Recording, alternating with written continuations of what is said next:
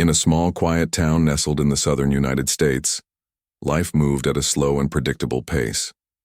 The streets were lined with oak trees that had stood for decades, their branches casting long shadows over the sidewalks.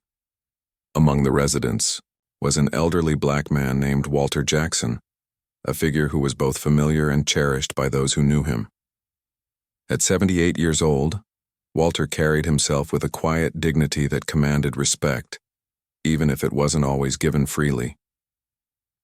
Walter's days followed a simple rhythm.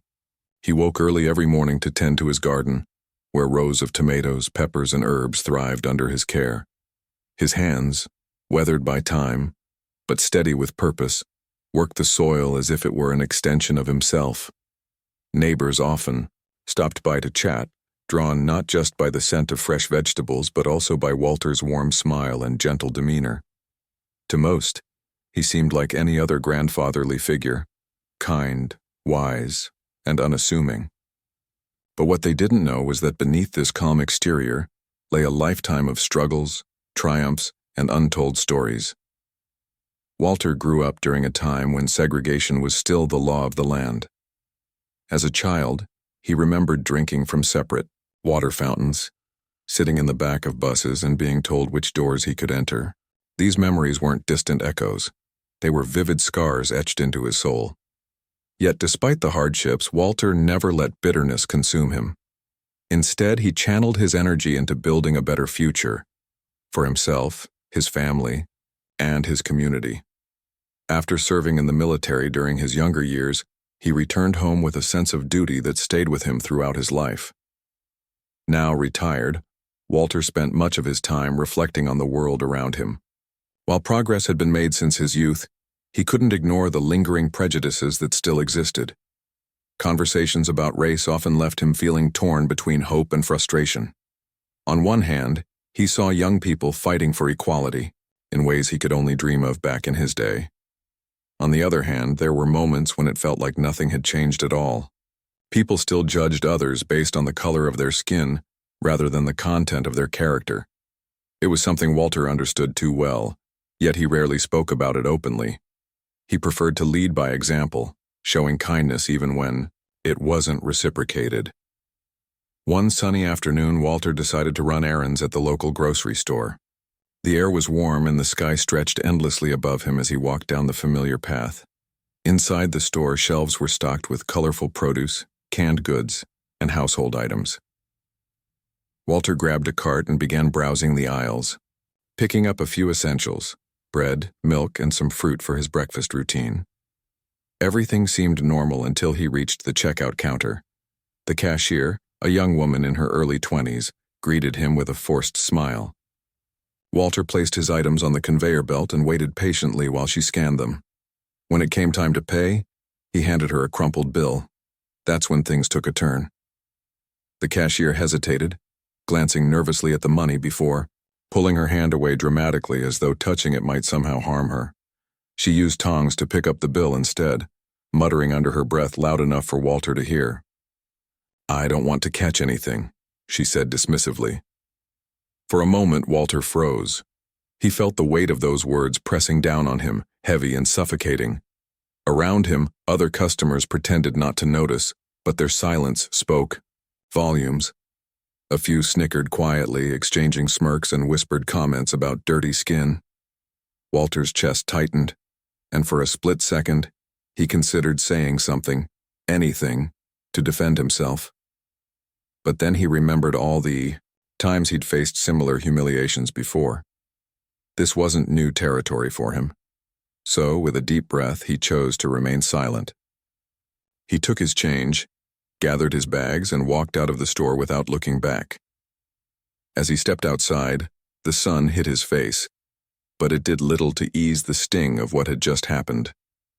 Walter's mind raced with thoughts of anger, sadness, and disbelief. How could people still think this way? Hadn't society moved past such ignorance? For a brief moment, he allowed himself to feel defeated, wondering if anything would ever truly change. But as he continued walking home, something inside him shifted. Walter realized that letting hatred win wasn't an option. Not for him, not for anyone. If people wanted to judge him based on the color of his skin, so be it, but he refused to let their prejudice define him. By the time Walter reached his house, his resolve had hardened. He set his groceries down on the kitchen counter and stared out the window, watching the sunlight filter through the leaves of his beloved trees. In that moment, he made a decision. He wouldn't dwell on the cruelty he'd experienced. Instead, he would find a way to rise above it, to prove that strength and dignity could overcome even the deepest wounds. Little did Walter know this seemingly ordinary day would soon lead to extraordinary events, setting the stage for a story no one in the town would forget.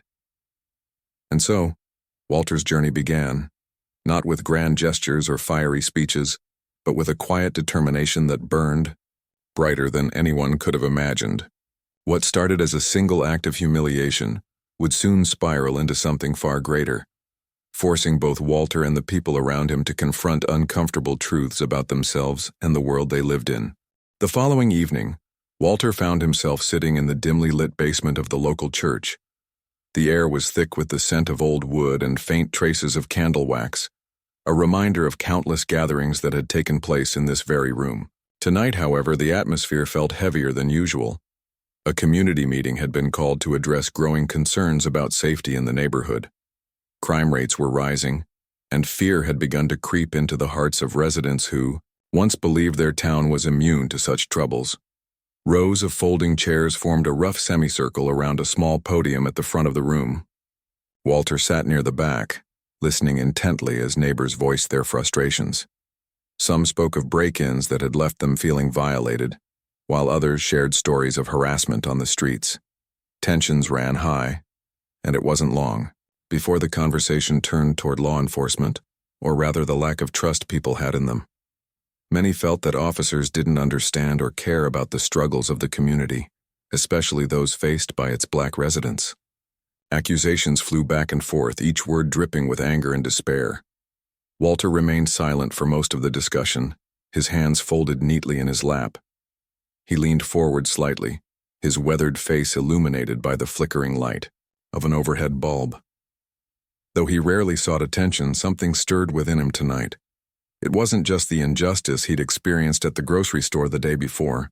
It was the collective pain he heard in the voices of his neighbors. Each complaint, each cry for help, resonated deeply with him. He knew what it meant to feel powerless, to be dismissed because of the color of your skin. And yet, here they all were still fighting, still hoping for change. When the moderator finally opened the floor for suggestions, Walter hesitated. For years, he had kept his thoughts to himself, preferring to listen rather than speak. But tonight, something compelled him to stand up. Slowly, he rose from his seat, his tall frame commanding attention even before he uttered a single word. The room fell silent as everyone turned to look at him. Walter cleared his throat, adjusting his glasses before beginning. "I've lived in this town longer than most of you have been alive," he began, his voice steady but tinged with emotion. "And I've seen how things change and how they stay the same." He paused, scanning the faces before him. Some nodded in agreement, while others shifted uncomfortably in their seats. Walter continued, recounting not only the incident at the grocery store but also the systemic racism he had endured throughout his life. He spoke of segregated schools, denied opportunities, and the countless times he had been treated as less than human simply because of the color of his skin. His words hung heavy in the air, raw and unfiltered. There were murmurs of sympathy, nods of understanding, and even a few tears. But Walter didn't stop there. He reminded everyone of the strength they possessed as a community, the power to demand better, to hold leaders accountable, and to support one another through adversity. "We can't let hate win," he said firmly, his voice rising slightly. "Not here. Not now." As Walter finished speaking, the room erupted into applause. People stood, clapping and cheering, moved by his courage and honesty. Even those who had initially doubted whether anything could be done seemed inspired by his determination. Walter returned to his seat, feeling both drained and invigorated. He hadn't planned to share so much of himself, but the response told him it had been worth it. For the first time in a long while, he saw hope flickering in the eyes of his neighbors. A fragile flame, perhaps, but one worth protecting. After the meeting ended, several people approached Walter to thank him. Young mothers hugged him tightly, expressing gratitude for giving voice to their fears. Teenagers shook his hand, promising to do their part in making the community safer. Even some of the older men, who usually kept to themselves, offered quiet nods of respect. Walter accepted their thanks graciously, though he couldn't shake the feeling that this was only the beginning. Something bigger was brewing beneath the surface, and he knew deep down that his role in it wasn't over yet. That night, as Walter lay in bed staring at the ceiling, his mind raced with possibilities. What if this moment of unity could lead to real change? What if the community came together not just to talk but to act? These questions lingered in his thoughts, keeping him awake long after the rest of the house had grown quiet. Outside, crickets chirped softly, their rhythmic song blending with the distant hum of traffic. Walter closed his eyes, trying to imagine what the future might hold. By morning, the answer came to him, not in words but in a deep-seated resolve. Walter decided that he wouldn't wait for someone else to take charge. If the community needed leadership, he would step up. If people were afraid, he would show them how to be brave. And if hatred threatened to divide them, he would fight back, not with anger, but with love and action. Little did he know, fate had already set its gears in motion, preparing him for a challenge that would test everything he believed in. Over the next few days, Walter threw himself into organizing efforts. He attended smaller group meetings, brainstormed ideas with local activists, and reached out to trusted friends for advice. His military background gave him a unique perspective on strategy and teamwork, skills he hadn't used in decades but quickly rediscovered. As plans began to take shape, Walter felt a renewed sense of purpose. He wasn't just an elderly man tending to his garden anymore. He was a leader, a mentor, and a symbol of resilience for those around him. But the calm before the storm was short-lived. One fateful afternoon, chaos descended upon the town, shaking its foundation and forcing Walter to confront a situation far more dangerous than anything he could have imagined. The events that unfolded would push him to his limits, testing not only his courage but also the bonds he had worked so hard to strengthen. Yet, in the face of danger, Walter's true character would shine brighter than ever, proving that sometimes heroes emerge when we least expect it, and often they come from the most unexpected places. It was a humid summer afternoon, the kind where the air felt thick and heavy, pressing down on everyone like an invisible weight. Walter had just finished helping a neighbor fix a broken fence when the first signs of trouble began to ripple through the town. At first, it was nothing more than distant sirens, sharp, insistent wails cutting through the stillness. But within minutes, those isolated sounds multiplied, growing louder and closer until they seemed to surround the entire neighborhood. Curiosity drew Walter outside. He stood on his porch, squinting toward the main road where clusters of people were gathering.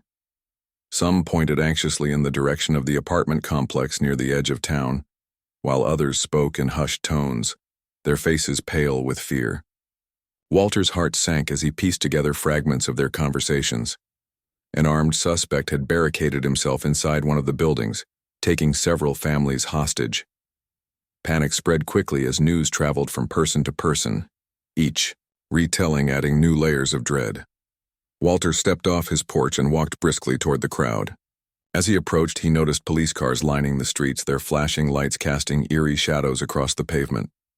Officers shouted orders into radios, their movements hurried but purposeful. Barricades had already been set up to keep civilians at a safe distance, though many lingered nearby, unwilling to leave despite the danger. The scene was chaotic, a stark contrast to the peacefulness that usually defined this small town.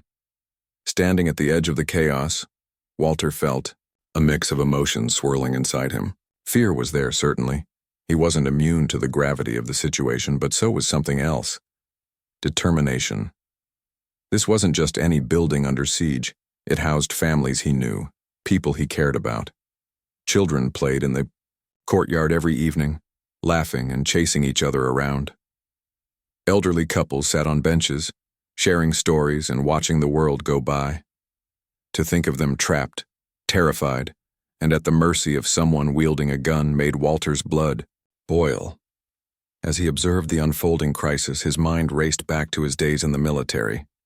Decades may have passed since he last wore a uniform, but the training he received stayed with him, buried deep beneath years of civilian life.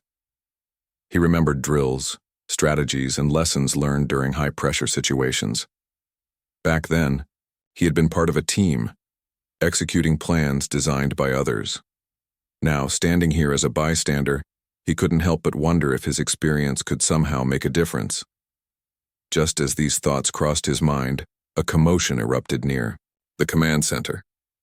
A group of officers huddled around a map of the apartment complex, their expressions grim. From what Walter could overhear, negotiations with the suspect had failed. The man refused to surrender, demanding impossible concessions while threatening harm to his hostages. Time was running out, and the SWAT team was struggling to find a solution. Every attempt to breach the building carried risks, not just for the officers but also for the innocent lives inside. Watching the tension mount, Walter realized that hesitation could cost lives. Someone needed to step forward, to offer insight, or guidance that might break the deadlock. And though it wasn't his responsibility, he couldn't stand idly by while others suffered. Taking a deep breath, he approached the nearest officer, a young woman whose name tag read, Officer Lewis. "Excuse me," Walter said, his voice calm but firm. "I don't mean to interrupt, but I think I might be able to help." The officer turned to face him, her brow furrowed in confusion. "Sir, this is a restricted area. You need to stay back for your own safety." "I understand that," Walter replied, holding her gaze. "But I've been in situations like this before. I served in the military, and I know how these things work. If you'll let me, I can provide some perspective that might save lives." For a moment, Officer Lewis hesitated. She glanced at her colleagues, who were too preoccupied to notice the exchange, then back at Walter. There was something in his demeanor, his steady posture, his unwavering confidence, that convinced her to listen. After a brief pause, she nodded and led him to the command center. Inside the makeshift tent, the atmosphere was tense.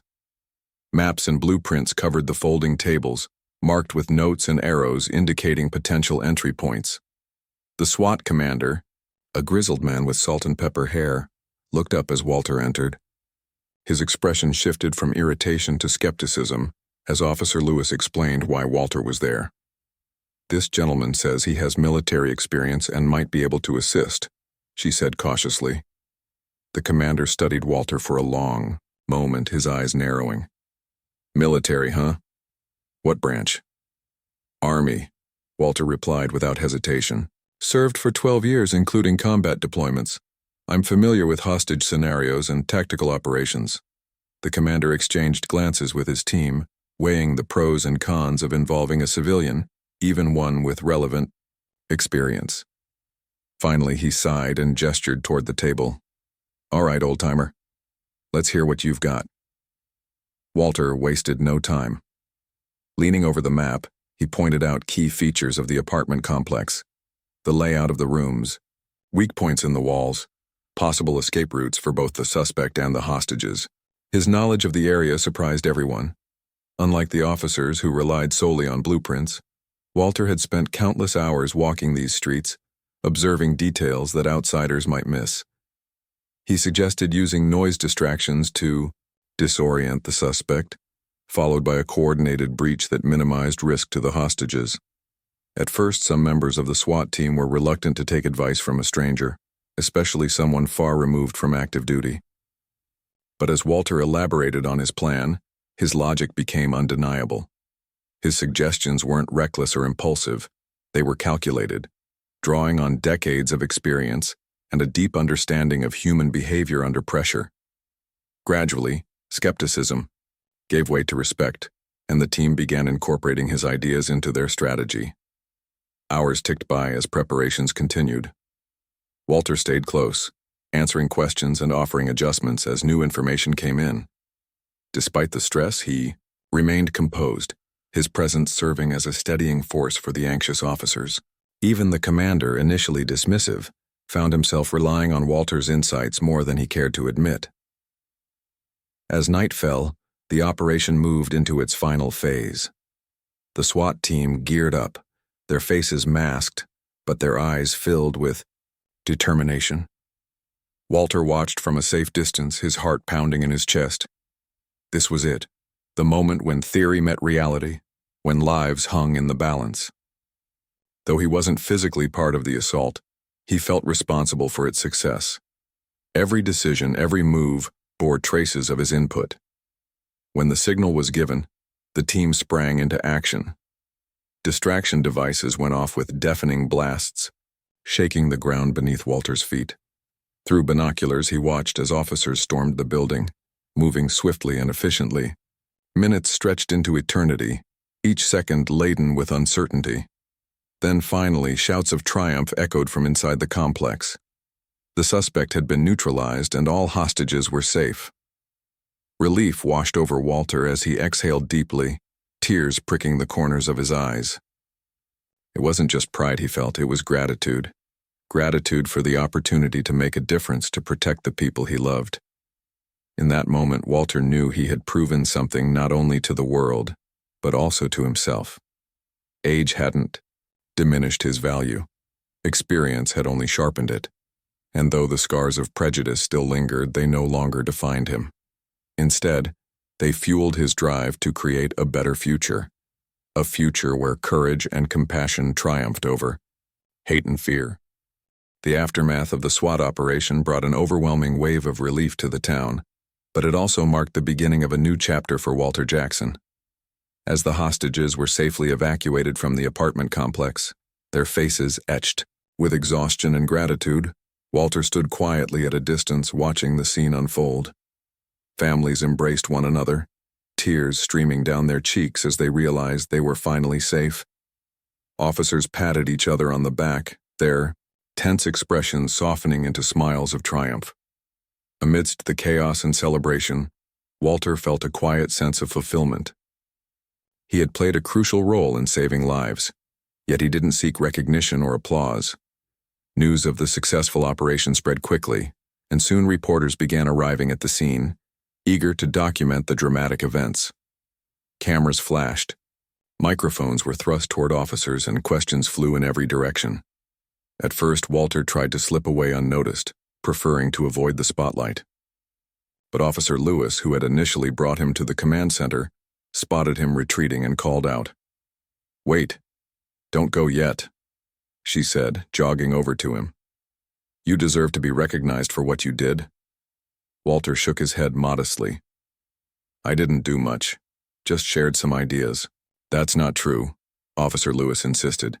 "Your strategy made all the difference. If it weren't for you, things could have gone very wrong." Before Walter could protest further, the SWAT commander approached, his earlier skepticism replaced by genuine respect. "Listen, Mr. Jackson," he said, extending a hand. "We owe you a debt we can never repay. You saved those families and my team tonight. Please let us acknowledge that." Reluctantly, Walter agreed to speak briefly with the media. Surrounded by cameras and reporters, he remained humble, deflecting praise onto the bravery of the officers and the resilience of the hostages.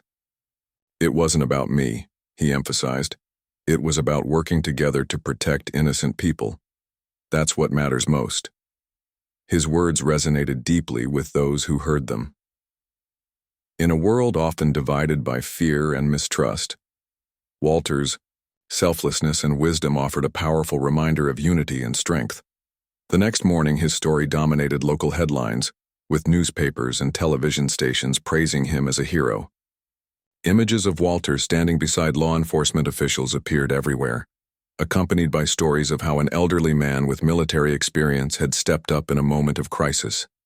But fame wasn't something Walter craved. Back at home, he returned to his routine, tending to his garden and sipping coffee on his porch as if nothing extraordinary had happened. Still, the impact of his actions rippled through the community. Neighbors stopped by more frequently than ever before, not just to chat but to thank him personally. Some brought homemade pies or baskets of fruit, while others simply expressed their admiration in heartfelt conversations.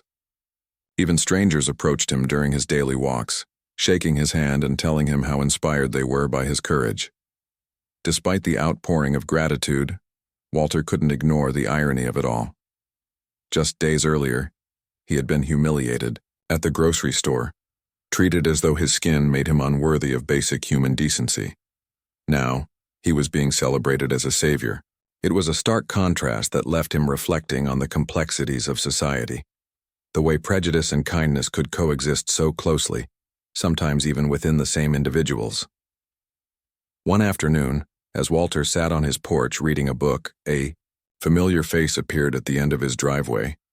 It was the young cashier from the grocery store, the same woman who had refused to touch his hand. She looked nervous, twisting her fingers together as she hesitated near the gate. Walter noticed her immediately and set his book aside, rising slowly to greet her. "Can I help you?" he asked gently, his tone free of judgment. The woman took a deep breath, stepping closer.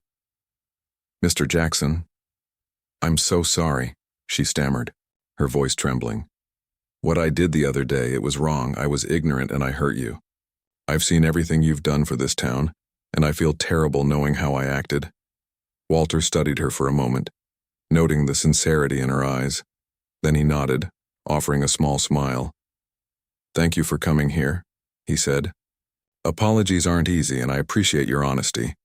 I want to do better," she continued earnestly. "I don't want to be someone who judges others based on their appearance. Can you forgive me?"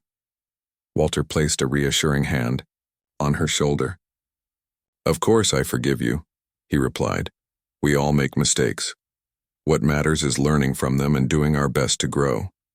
The cashier left with tears in her eyes, promising to change her ways. Over the following weeks, similar encounters unfolded. People who had once mocked or ignored Walter now sought him out, apologizing for their past behavior and asking how they could contribute to creating a more inclusive community. While Walter accepted their remorse graciously, he focused less on dwelling on the past and more on fostering understanding moving forward. Word of Walter's humility and leadership reached beyond the town's borders, drawing attention from regional leaders and organizations. Invitations poured in for him to speak at schools, churches, and public forums about his experiences and insights. At first, Walter hesitated, unsure if he was the right person for such a role. But after much thought, he decided to embrace the opportunity, not for personal gain, but to inspire others to rise above hatred and division. His speeches became legendary, blending humor, wisdom, and raw emotion. Walter spoke openly about the racism he had endured throughout his life, from segregated water fountains to discriminatory hiring practices. He recounted the pain of being judged by his skin color rather than his character, but he also highlighted moments of hope and progress. Most importantly, he urged listeners to take action in their own lives, whether by challenging injustice, supporting marginalized communities, or simply treating everyone with kindness and respect. One particularly memorable event took place at a local high school. Students packed the auditorium, eager to hear from the man who had become a symbol of resilience. Walter walked onto the stage to thunderous applause, his presence commanding attention without needing to say a word. When he began speaking, his voice carried a warmth that put everyone at ease. "I won't pretend that life has been easy," he told the audience. "There have been times when I wanted to give up, when the weight of prejudice felt unbearable, but I learned early on that bitterness only harms the person carrying it. Instead, I chose to focus on love, for my family, my neighbors, and even those who didn't understand me." He paused, scanning the sea of young faces before continuing. "Each of you has the power to shape the future. You don't need to wait until you're older or richer or more educated to make a difference. Start today right where you are. Stand up for what's right, even when it's hard. And remember, real strength isn't about fighting back, it's about lifting others up." By the time Walter finished speaking, there wasn't a dry eye in the room. Students lined up afterward to shake his hand, many vowing to follow his example. Teachers praised him for inspiring a generation of young people to think critically about social issues and take responsibility for creating positive change. As months passed, Walter's influence continued to grow. Community leaders formed committees dedicated to addressing racial inequality and improving relations between residents and law enforcement. Programs aimed at mentoring youth and promoting diversity sprang up across the town, fueled by the momentum Walter had sparked. Though he never sought credit for these initiatives, everyone knew they wouldn't exist without his courage and vision. Through it all, Walter remained grounded, refusing to let accolades define him. To him, the true measure of success wasn't fame or recognition. It was seeing tangible improvements in the lives of those around him. Whether helping a neighbor plant flowers or counseling a troubled teenager, he approached every interaction with compassion and purpose. And so, Walter's legacy blossomed, not as someone defined by the hardships he faced, but as a beacon of hope and resilience. His journey from humiliation to heroism served as a testament to the enduring power of dignity, determination, and love. In a world often clouded by darkness, Walter proved that even the smallest acts of kindness could ignite profound change. Months had passed since the hostage situation, and Walter Jackson's life had transformed in ways he never imagined. What began as a quiet existence tending to his garden and chatting with neighbors had evolved into a whirlwind of public appearances, community organizing, and heartfelt conversations. Yet, despite the growing recognition, Walter remained unchanged at his core.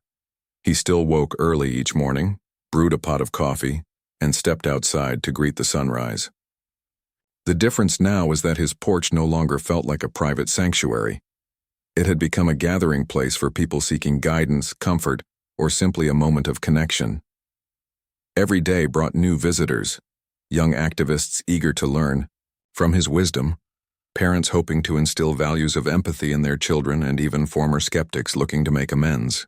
Walter welcomed them all with the same warmth and patience that had always defined him. To some, he offered practical advice on how to navigate difficult conversations about race and inequality. To others, he shared stories from his own life, moments of triumph and heartbreak that reminded listeners of the resilience required to overcome adversity. His ability to connect with people on such a personal level made him not just a leader but a trusted confidant. One crisp autumn morning, Walter received an invitation that caught him off guard. It came from the mayor's office, requesting his presence at a special town hall meeting. Curious, Walter accepted and arrived at the municipal building later that week. The room was packed with residents, local officials, and members of the press, all buzzing with anticipation. When the mayor took the podium, he announced the establishment of a new initiative called Unity Forward, aimed at fostering collaboration between diverse groups within the community. Then, with a smile, he turned to Walter. "Mr. Jackson," the mayor said, his voice filled with admiration. "Your actions have inspired us to dream bigger and work harder for a better future. We'd be honored if you would serve as the honorary chairperson of this program." The audience erupted into applause, but Walter sat frozen in his seat, overwhelmed by the honor. For a man who had spent much of his life being overlooked or dismissed, this acknowledgement carried profound meaning. After a long pause, he stood up, adjusting his glasses before addressing the crowd. "I'm deeply grateful for this opportunity," he began, his voice steady but tinged with emotion. "But let me be clear. Unity Forward isn't about me. It's about all of us working together to build bridges where there are divides. If I can play a small part in making that happen, then I'll gladly accept." With that, Walter officially joined the effort, lending his name and expertise to initiatives ranging from youth mentorship programs to workshops on cultural sensitivity for law enforcement officers. His involvement breathed new life into the movement, drawing widespread support from both inside and outside the town. Donations poured in, volunteers signed up in droves, and partnerships formed with organizations across the state. Walter's influence extended far beyond what anyone could have predicted, proving that true leadership wasn't about commanding attention. It was about inspiring action. As Unity Forward gained momentum, Walter found himself traveling more frequently, speaking at conferences and events throughout the region. Each trip reinforced his belief in the power of storytelling to spark change. Whether addressing a room full of business leaders or a classroom of elementary school students, He spoke with authenticity and passion, weaving anecdotes from his past into lessons for the present. One of his favorite talks focused on the importance of listening, a skill he considered essential for bridging gaps between communities. Listening isn't just hearing words, he explained during one presentation. It's understanding emotions, fears, and hopes. When we truly listen to one another, we see the humanity behind the labels society places on us. And when we recognize that shared humanity, it becomes impossible to treat someone as less than equal.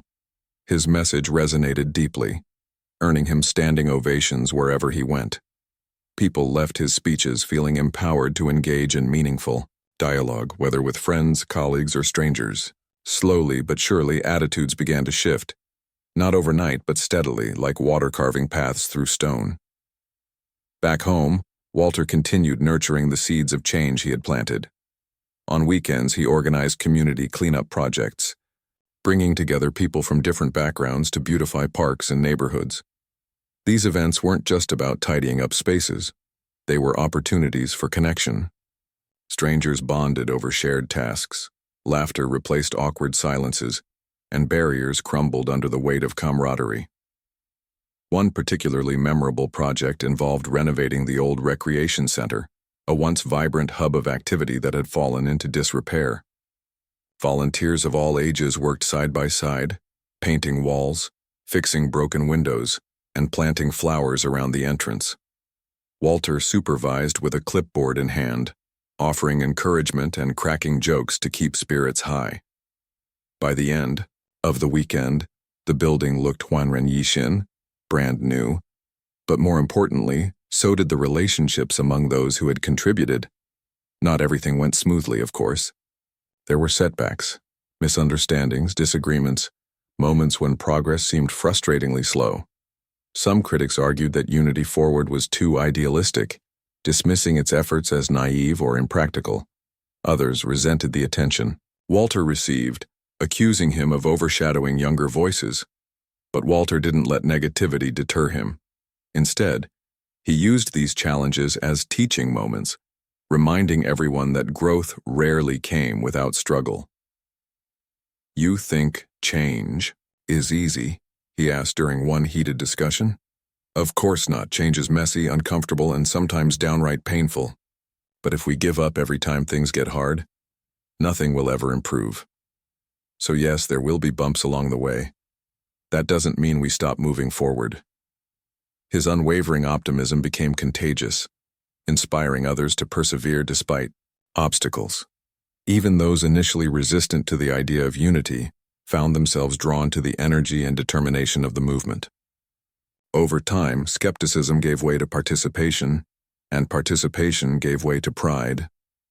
Perhaps the most significant transformation occurred within Walter himself.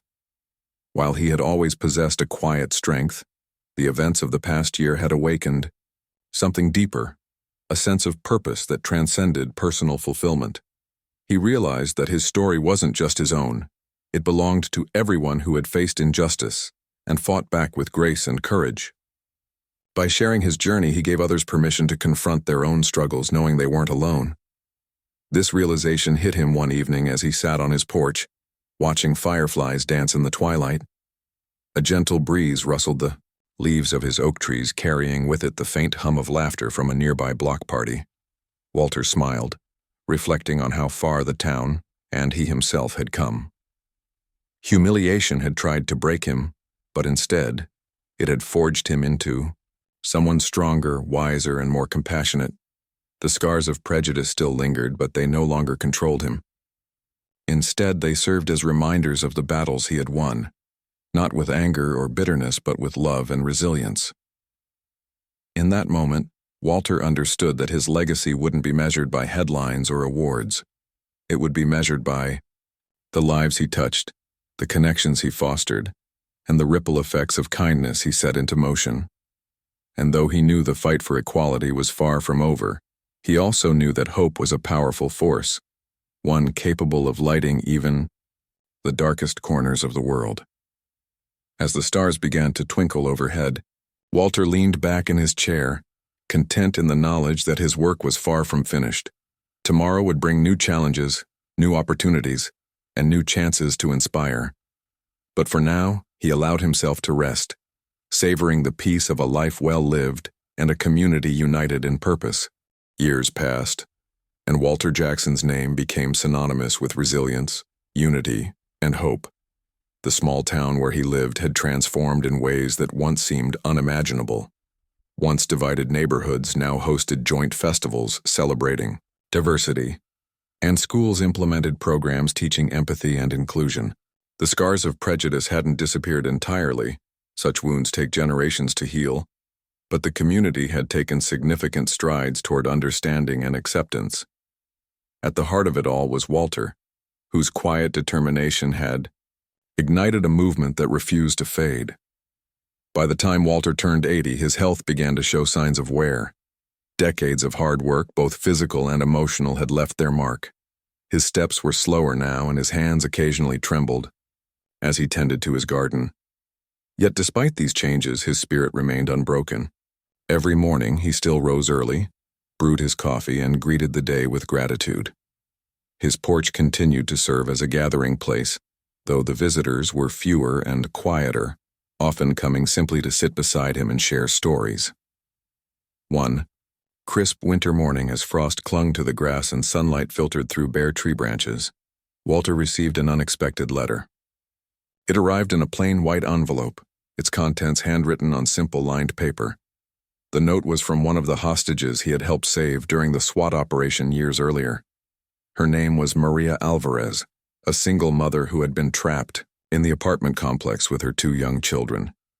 "Dear Mr. Jackson," the letter began, "I've wanted to write this for a long time, but I didn't know how to put my feelings into words. That night changed everything for me. Not just because we survived, but because you showed us what true courage looks like. You could have stayed silent, let others handle it, but instead you stepped up when no one else knew what to do. Because of you, my kids are growing up in a world where they believe good people exist, even in the darkest moments." Maria went on to describe how she had rebuilt her life after the ordeal. She had gone back to school, earned a degree, and started a non-profit organization dedicated to supporting survivors of trauma. Her children, now teenagers, volunteered alongside her, inspired by the example set by Walter and others who had fought for their safety. "We owe so much to you," she wrote, "not just for saving our lives, but for showing us how to live them fully, with kindness, strength, and purpose." Walter read the letter several times, tears welling in his eyes. He folded it carefully and placed it in a drawer alongside other mementos: a photograph of his military unit, a faded newspaper clipping about the hostage rescue, and notes from neighbors thanking him for his guidance. Each item represented a chapter in his journey, a reminder of the impact one person could have on the lives of many. As spring approached, Walter decided to host a final gathering at his home. Though he rarely spoke of his age or declining energy, those closest to him noticed the subtle shifts. They understood this might be one of the last opportunities to celebrate his legacy, while he was still able to enjoy it. Word spread quickly, and soon, invitations reached every corner of the town. People responded enthusiastically, eager to honor the man who had given so much of himself to uplift others. On the day of the event, Walter's yard bloomed with color. Bright flowers lined the walkways, and tables laden with food stretched across the lawn. A banner hung above the porch reading, "Thank you, Walter," in bold letters. Hundreds of people attended, young and old, black and white, rich and poor, all united by their admiration for him. Children ran around playing games while adults mingled, sharing memories of how Walter had touched their lives. The highlight of the afternoon came when Maria Alvarez took the stage, accompanied by her teenage son and daughter. She held up the microphone, her voice steady but filled once again with emotion. "Mr. Jackson," she said, addressing Walter directly, "you may not see yourself as a hero, but to us you are. You taught us that bravery isn't about being fearless, it's about acting despite fear. You reminded us that love is stronger than hate, and that together, we can overcome anything." Her words brought the crowd to its feet, applause echoing through the neighborhood. Walter stood near the front, his eyes glistening as he nodded in appreciation. When the cheer subsided, he stepped forward to speak. His voice was softer than usual, but it carried the same warmth and conviction that had always defined him. "I want to thank each of you for being here today," he began, scanning the sea of faces before him. "But more importantly, I want to thank you for the work you've done and will continue to do to make this community a better place. This isn't my story, it's ours. Every act of kindness, every moment of courage, every effort to understand someone different from yourself. That's what matters." He paused, leaning heavily on his cane but standing tall nonetheless. "When I was younger, I used to think change happened because of big gestures, dramatic moments that turned the tide. But now I realize it's the little things, the everyday choices we make, that truly shape the world. So keep listening, keep learning, and keep loving. That's how we'll move forward." His speech ended with another round of applause, followed by a spontaneous group sing-along of songs about unity and perseverance. As the sun dipped below the horizon, casting golden light over the festivities, Walter retreated to his porch, content to watch the celebration unfold from a distance. People approached him throughout the evening, offering hugs and heartfelt thanks, but he listened more than he spoke, savoring the connections he had helped forge. In the months that followed, Walter slowed down even further. He spent most of his days resting, though he still welcomed visitors who stopped by to chat. His garden flourished under the care of neighbors who took turns tending to it, ensuring it remained a vibrant testament to his enduring influence. Even as his body weakened, his presence loomed large, inspiring countless acts of goodwill. One autumn afternoon, surrounded by loved ones, Walter passed away peacefully in his sleep. News of his death spread quickly, prompting an outpouring of grief and remembrance. Flags flew at half-mast and local businesses closed temporarily in tribute. The town organized a memorial service at the newly renovated recreation center, drawing hundreds of attendees from near and far. Speakers included former hostages, activists, and even the mayor, each sharing stories of how Walter had changed their lives. At the conclusion of the ceremony, a plaque was unveiled in his honor. Inscribed on it were the words, "Walter Jackson, a life dedicated to love, courage, and unity." Beneath the inscription was a quote Walter often shared, "Real strength isn't about fighting back, it's about lifting others up." Though Walter was gone, his legacy lived on. The programs he had championed continued to thrive, expanding beyond the town to reach communities statewide. Schools named scholarships after him, and parks bore his name as a reminder of the values he embodied. Most importantly, the spirit of compassion and determination he had instilled in others persisted, guiding future generations to carry the torch of equality and justice. In the years that followed, Walter's story became legend, a tale told to inspire those facing their own battles against hatred and division. It served as proof that even in the face of humiliation and hardship, one person's dignity and resolve could spark monumental change. Walter Jackson hadn't sought fame or fortune. He had simply chosen to live with purpose, using his experiences to light the way for others. And so, though his voice fell silent, his message echoed endlessly, carried forward by the countless lives he had touched.